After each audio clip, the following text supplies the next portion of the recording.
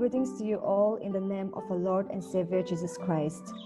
I sincerely give my gratitude to God for giving us this opportunity to reflect on His word today. हमारे प्रभु और उद्धारकर्ता यीशु मसीह के अजोड़ नाम में हम आप सबों का अभिवादन करते हैं। परमेश्वर का धन्यवाद करते हैं कि आज की हमें ये पल दिया कि हम प्रभु के वचनों में से हम बांट पाए आपके मध्य में। Before we begin, let me pray. Our gracious, loving Heavenly Father, Lord, we want to thank you for this opportunity to hear from your word even today, Lord. I pray that, Father God, there will be no technical issues, Lord, Father, or connectivity issues, but I pray that all those who are listening, Father, Lord, you will speak to our hearts, Lord, and may your grace, your spirit, and your mercy be upon us even at this time. In Jesus' name I pray. Amen. Amen. With Christmas season just around the corner, I'm sure most of us are excited and looking forward for the holidays that are ahead of us. अभी जब नाताल का समय, बड़े दिन का समय जब अभी निकट आ रहा है, मैं मानता हूं कि हम सब लोग बहुत ही उत्सुक है कि आने वाली छुट्टियों में हमें जो आनंद उत्सव करना है उसके लिए हम राह देख रहे हैं। Here in Nagaland, people have already started planning for family holidays and also have started decorating the houses. Nagaland के अंदर तो अभी से परिवारों ने एक साथ कहाँ घूमने जाना है उसके प्रयोजन शुरू कर दिए हैं, घर को सजाना शुरू कर दिया है। This Christmas season is a significant season for those who believe in Jesus. और ये जो बड़े दिन का जो पर्व है, जो नाताल का जो पर्व है, वो बहुत ही महत्वपूर्ण पर्व है उन लोगों के लिए जो लोग यीशु मसीह में विश्वास करते हैं। Because it marks the birth of our Lord and Savior Jesus Christ and His coming to this earth. क्योंकि ये एक ऐसा पर्व है जिसके अंदर हमारे प्रभु और उद्धारकर्ता यीशु मसीह जब इस पृथ्वी पर आए और उन्होंने देह धारण किया। The advent or the coming or to come, which begins today, this season of preparation and waiting in hope for the coming of our Lord Jesus Christ. और ये जो एडवेंट सीजन है जिसका मतलब कि आने की प्रतीक्षा करना, ये एक ऐसी तैयारी का समय है जब हम एक बड़ी आशा के साथ हमारे प्रभु यीशु मसीह के आने की वाट जोहते हैं।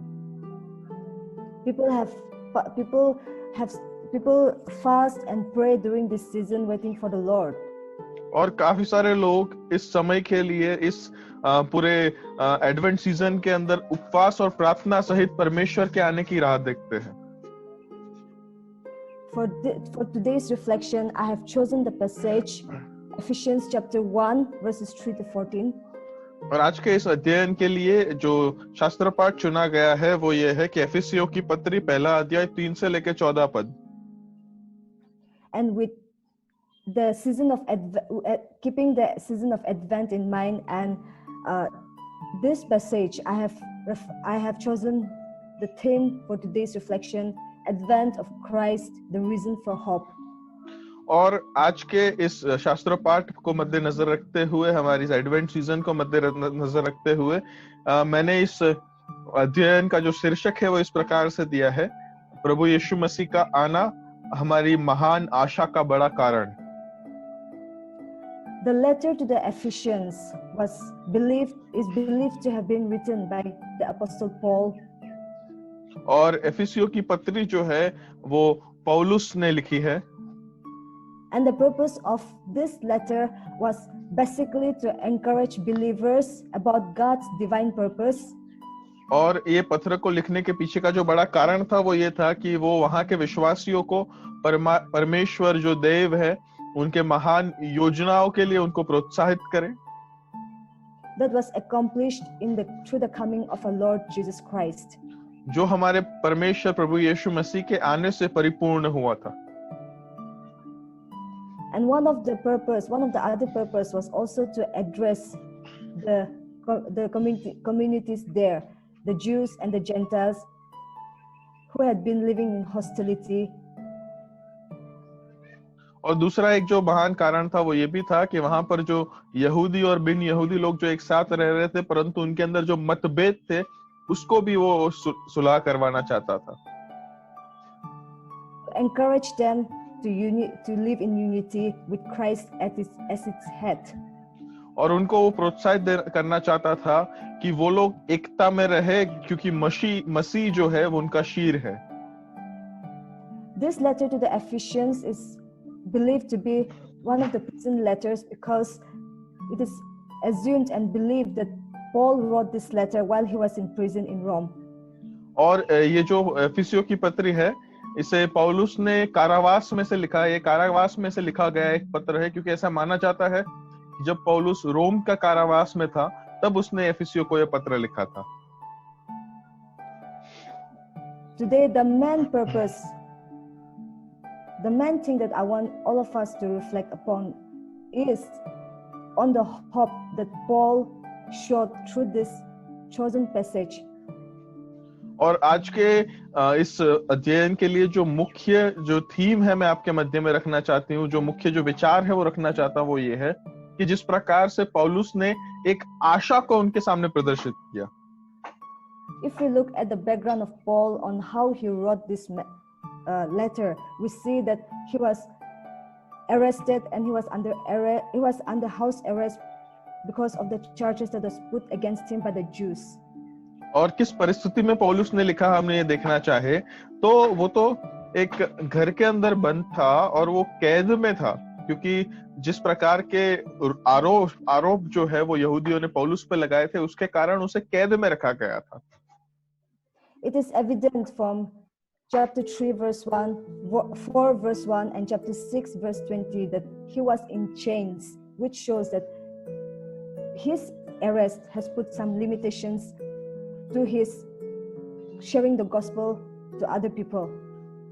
और इस पत्र के अंदर काफी सारे ऐसे शास्त्र पाठों में स्पष्ट रीति से लिखाया गया है कि वो बेड़ियों में बंधा हुआ था, क्योंकि उसने सुसमाचार का प्रचार किया, उसके कारण उसे बेड़ियों में डाला गया था। And we can also understand this from the fact that he was unable to go to Ephesus himself, because in chapter 6 verse 22 he mentions that this letter was being sent through Tychicus. और ये जो पत्र था वो पौलुस dithecous के द्वारा भेज रहा था, जो 6 और 22 में लिखा गया है। और उसके कारण हम ये भी पाते हैं कि वो खुद एफिसियों की कलीसिया के पास खुद नहीं जा पाया था व्यक्तिगत रूप से। And from one of his letters to Timothy while he was in prison that he had written also shows that the chains that he was in, that he was being chained, was a sign of shame. और Timothy chapter और तिमोथियुस के दूसरे पत्र के अंदर पौलुस खुद कहता है कि वो जिस प्रकार की बेड़ियों में था, बंधा हुआ था, जकड़ा हुआ था, वो एक शर्मजनक बात थी। Now with this background in mind, with this background of Paul in prison in mind, if we look at this given or the chosen passage, we see that he had written with so much hope in spite of the struggles or the affliction that he had faced. और इस बात को मद्देनजर रखते हुए कि पौलुस ने इस पत्र को कारावास में से एफिसियों की पत्री को लिखा था, तो हमें ये बहुत ही प्रोत्साहित करने वाली बात है कि किस प्रकार महान आशा में पौलुस अपने खुद का जीवन जी रहा था, जब वो खुद अपने जीवन में इतना दुख सहन कर रहा था। If we read verses 3, we understand that Paul had understood the divine purpose of God that was accomplished only through Jesus Christ. और तीसरे पद को अगर हम पढ़े तो वहां पर स्पष्ट रीति से बताया गया है कि पौलुस जो है वो परमेश्वर के दैवीय पूरे आयोजन को समझ गया था, जो परमेश्वर यीशु मसीह में परिपूर्ण हुआ था। And this is a reminder for all of us, even in this season. और यही हम सब लोगों के लिए याद करने की बात है इस पूरे एडवेंट सीजन के अंदर, To have hope in Jesus. कि हम यीशु मसीह में आशा रखें। And so based on this background and also the passage, I would like to draw out 5 points. और इसी बात को मद्देनजर रखते हुए, इस मुद्दे पर ध्यान देते हुए, मैं आपके मध्य में 5 बिंदुओं को बांटना चाहता हूं। On why the advent or the coming of Christ becomes the reason for all of us to have hope that unwavers in spite of our circumstances. कि ये जो बड़ा दिन का जो पर्व है या फिर ये जो पूरी एडवेंट सीजन है, वो हम प्रत्येक व्यक्तियों के लिए हमारे जीवन की कोई भी परिस्थितियों में हम क्यों ना हो, परंतु फिर भी ये एडवेंट सीजन हम सबके लिए एक आशा का कारण है। Paul's situation of being in chains or the affliction that he had faced did not stop him from encouraging the believers in Ephesus. और पौलुस की जो परिस्थिति थी कि वो बेड़ियों में था, कारावास में कैदी बना हुआ था, वो इन सब परिस्थितियों के बावजूद भी वो अपने आप को रोक नहीं पाया कि वो एफेसियों को प्रोत्साहित ना करे। उसने एफेसियों की पत्री को, एफेसियों की कलीसिया को प्रोत्साहित किया। And so I would like to bring out the first reflection that we can have hope in Christ. And the first point is, in Christ we have the hope of being met right in the sight of God. और ये जो आशा है, वो आशा का सबसे पहला बिंदु ये है कि ये एक ऐसी आशा है जिसके अंदर हम परमेश्वर के साथ का जो हमारा संबंध है वो पुनर्स्थापित होता है। As humans, we are sinful and we indulge in our sinful ways. हम मानवी होने के नाते हम पापी है और हमारे जो हर एक मार्ग है वो हमें पाप के प्रति लेके जाते हैं। Romans 3:23 clearly mentions that all have sinned and fallen short of the glory of God. रोमी 3:23 में स्पष्ट लिखा है कि हर एक ने पाप किया है और हर एक परमेश्वर की महिमा में अधूरा है। This shows our sinful state, and also the punishment that comes through our sinful ways, that is the separation from God forever and ever. और ये हमारे पापी अवस्था को दिखाता है और ये हमें हमारी इस सजा को दिखाता है जो परमेश्वर के प्रति, परमेश्वर की ओर से उनका जो कोप है वो हम पर होने वाला है हमेशा के लिए। But God, through His divine purpose in Jesus Christ, enables those who trust in Him to be made right in His परंतु sight. परमेश्वर की जो दैवीय योजना है, जो परमेश्वर यीशु मसीह में परिपूर्ण हुई है, उससे हमें यह दिखाता है कि परमेश्वर यीशु मसीह में जो आशा है उससे हम परमेश्वर की नजर में मान्य होते हैं। And so no matter the amount of sins or the gravity of sins that we commit, तो मतलब फिर कोई फर्क नहीं पड़ता जितने भी हमने पाप किए हो या फिर कितने भी घनिष्ठ पाप हमने क्यों ना किए हो। if we believe in the Lord Jesus Christ and put our hope in Him, यदि हम परमेश्वर यीशु मसीह पर विश्वास करें और उस पर हमारी आशा रखें, then we can be made right in the sight of God. तो हम भी परमेश्वर की नजरों में मान्य किए जाएंगे। And this is the greatest gift and hope that God gives us in Jesus Christ. और यही सबसे बड़ी भेंट और सबसे बड़ी आशा है जो परमेश्वर हमें यीशु मसीह में देते हैं। The second point that I would like to focus is, in Christ we have the adoption and the identity of daughtership or sonship of believers through the love of God. और दूसरा जो बिंदु है वो ये है कि परमेश्वर का जो प्रेम है उसके द्वारा मसीह में मुझे और आपको हमें दत्तक लिया गया है, हमें उसकी पुत्री और पुत्र बनाया गया है। Here adoption refers to becoming children of God.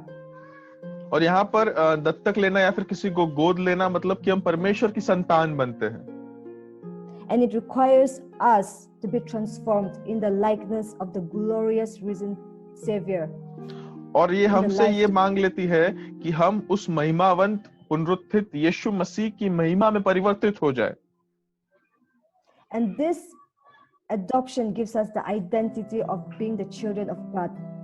और हम क्योंकि गोद लिए गए हैं इसकी वजह से हमें परमेश्वर के संतान की पहचान मिलती है। In Galatians chapter 3 verse 26, Paul says, "You are all the children of God by faith in Christ Jesus." And so when God adopts us, we become His children. और गलातियों 3:26 में लिखा गया है कि तुम सब परमेश्वर यीशु मसीह के द्वारा परमेश्वर की संतान हो। इसीलिए जब हम परमेश्वर गोद लेता है, परमेश्वर जब हमें अपनी संतान कर लेता है, तब हम उसके पुत्र और पुत्री बन जाते हैं। And that is the hope that we can have through Jesus Christ. और ये एक महान आशा है जो हमें यीशु मसीह के द्वारा मिलती है। The third point is, in Christ we have the redemption and forgiveness of our sins. और तीसरा जो मुद्दा है वो ये है कि परमेश्वर यीशु मसीह में ही हमें पाप से माफी और पाप से छुटकारा मिलता है। As the Bible clearly says, our sinful state, it is impossible for us humans to redeem ourselves from our sinful ways and the punishment and the consequences that comes with it. और क्योंकि Bible स्पष्ट रीति से हमें बताता है कि हमारी पापी अवस्था के कारण हम स्वयं अपने आप को मदद नहीं कर सकते हैं कि हम हमारी इस पापी अवस्था में से बाहर निकल पाए या फिर इसके जो परिणाम है उससे भी हम छुटकारा पा पाए। But in Christ we have the redemption, and redemption here refers to being brought with refers to being bought with the और यहाँ पर price. परमेश्वर यीशु मसीह में ही हमें छुटकारा है। यहाँ पर छुटकारा का मतलब ये है कि परमेश्वर यीशु मसीह ने कीमत चुकाकर हमें खरीद लिया है। It is redemption refers to the act of liberation from the bondage by the payment of a heavy price. So here the price was being paid through the sending of his son Jesus Christ. और छुटकारे का मतलब यह है कि एक बड़ी सी कीमत चुकाकर किसी व्यक्ति को या फिर किसी चीज को गुलामी में से छुड़ाना, और यहाँ पर परमेश्वर यीशु मसीह के भेजे जाने से वो बड़ी कीमत चुकाई गई थी हमारे लिए। And so in Christ we are chosen and we are redeemed. और मसीह यीशु में ही हम चुने गए हैं और हम छुटकारा पाए हुए लोग हैं। The fourth point that I would like to emphasize is that in Christ we have obtained an inheritance that is the promise of eternal life. और जो चौथा मुद्दा मैं आपके मध्य में रखना चाहता हूँ वो ये है कि मसीह यीशु में ही हमें एक ऐसे वारिस बनाया गया है जिसकी एक वजह से हमें अनंत जीवन मिलने वाला है। The promise of eternal life is one of the main message of the gospel of Jesus Christ. और परमेश्वर यीशु मसीह के सुसमाचार का एक मुख्य संदेश ये है कि हमें अनंत जीवन का वचन मिलता है। And in Christ we can have access to it. और क्योंकि मसीह यीशु में ही हमें इस अनंत जीवन को प्राप्त कर सकते हैं। There is no other way to salvation and the promise of eternal life, but it is only through Jesus Christ. और इस उद्धार के लिए और कोई भी मार्ग नहीं है और कोई भी तरीका नहीं है, वो मार्ग केवल और केवल यीशु मसीह ही है।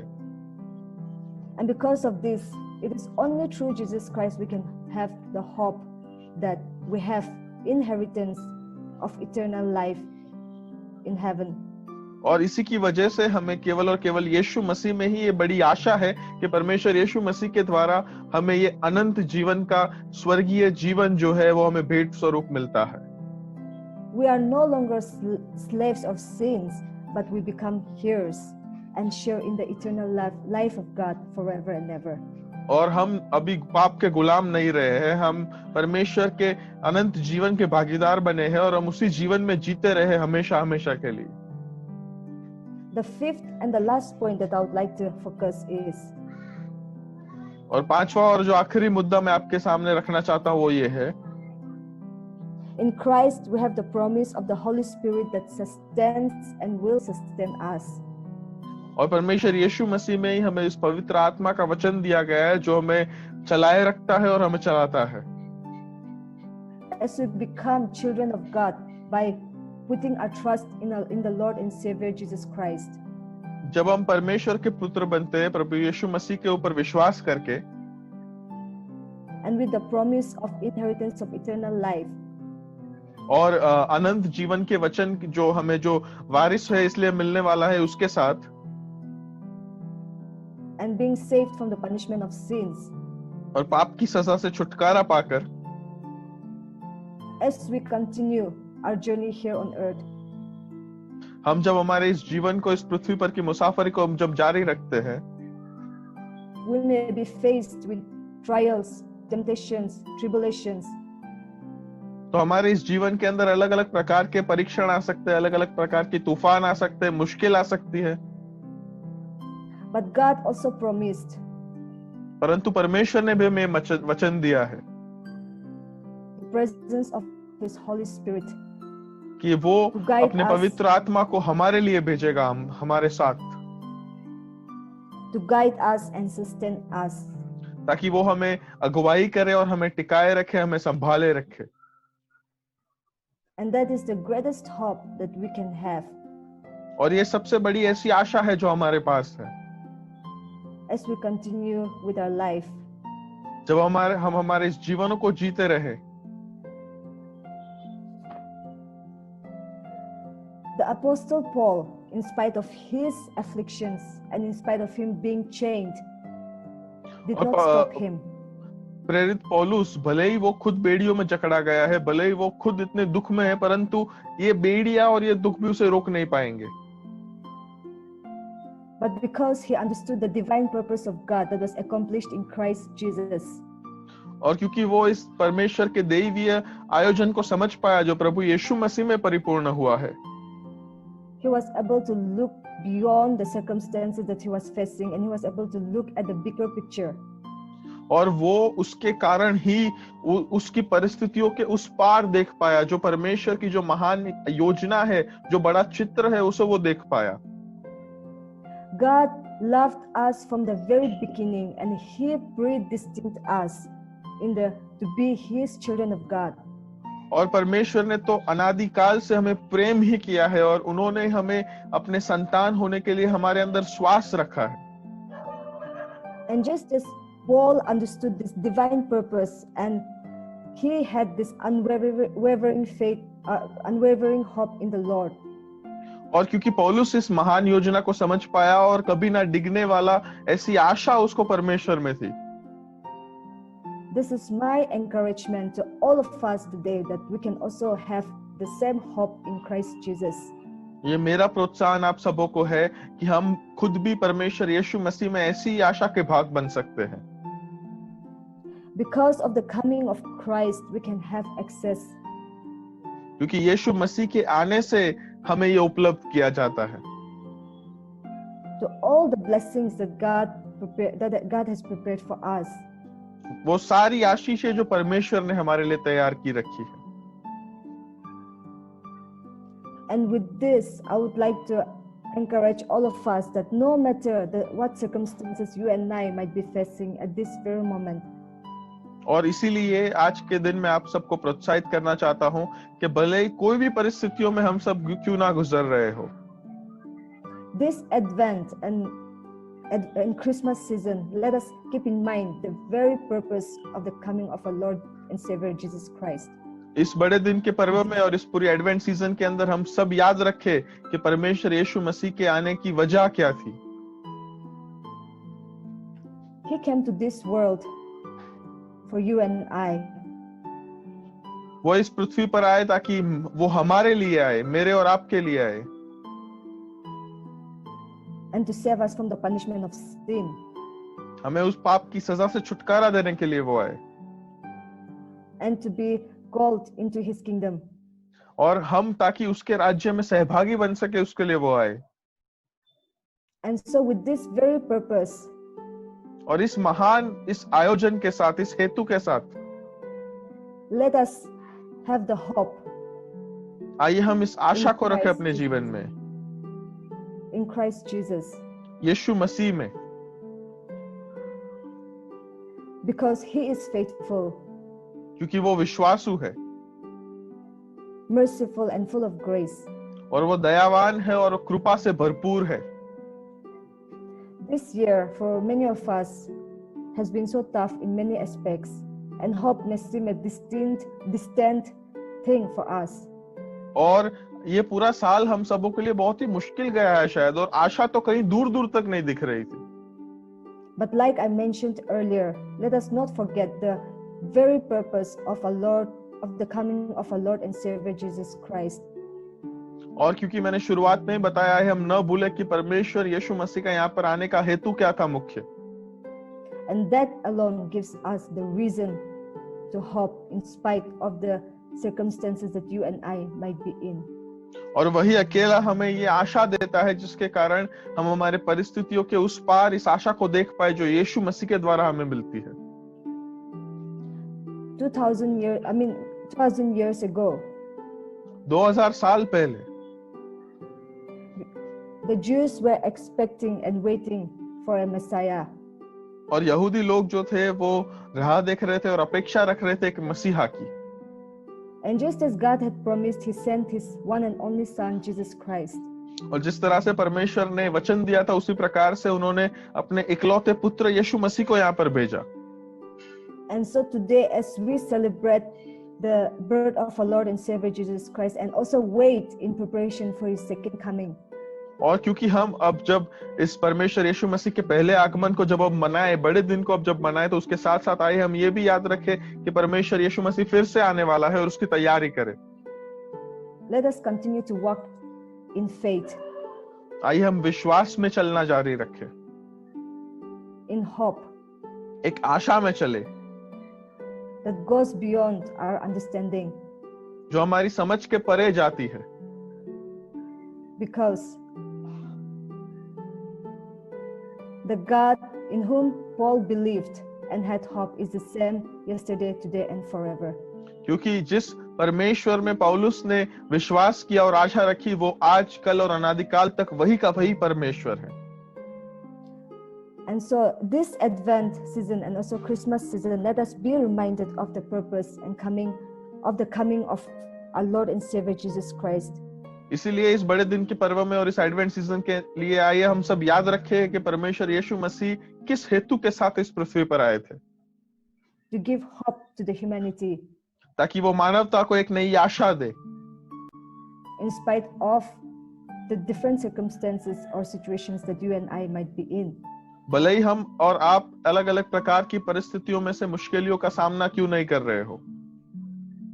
May this Advent season and Christmas season be a blessing for all of us. और मैं आशा रखती हूँ कि ये जो पूरी एडवेंट सीजन है, ये बड़े दिन का जो पर्व है, वो हम सबों के लिए एक महान आशा का कारण बने। As we remember the very purpose of the coming of our Lord and Savior Jesus Christ and the reason that we can have hope, और that हम is जब Jesus Christ alone. यीशु मसीह के अंदर हम जब एक नई आशा में हम जी पा रहे हैं और उनके आने का हेतु हम जब अभी मनन कर रहे हैं, समझ रहे हैं, और उसके कारण हमें जो नई आशा मिलती है यीशु मसीह में, उस पर हम जब अध्ययन करें तब। May the Lord bless us all. प्रभु हम सबको आशीष दे। Thank you. Now, this is my prayer that all those of us who have heard from His word will be blessed in one way or the other. Let us not forget that this hope comes from the Lord Jesus Christ alone, and that we can continue to have hope because He is faithful, just, and merciful. Now to conclude, please join with me in your hearts once again as I pray. Dear Jesus, Lord, we want to thank you so much for the promise, for your promises that are true and that is always fulfilled, oh God, Lord. Thank you for this moment, oh God, and for enabling us to hear from your word, Lord. I pray that, Lord, Father God, if there is anyone who is struggling with their lives and, Lord, Father, in any areas of their life, Lord, I pray that, Lord, the hope that comes from you alone will sustain them and all of us, oh God. Thank you for the hope that we can have in you, and for the very reason that we can have hope that was fulfilled in Jesus Christ alone. Thank you for this time, committing, Lord, all our lives, Lord, and also this Advent season and the Christmas season that is ahead of us, Lord, into your mighty and loving care. In Jesus' most precious name I pray. Amen. May the love of God, the grace of our Lord and Savior Jesus Christ, and the sweet fellowship of the Holy Spirit rest and abide with us all, now and forever. Amen.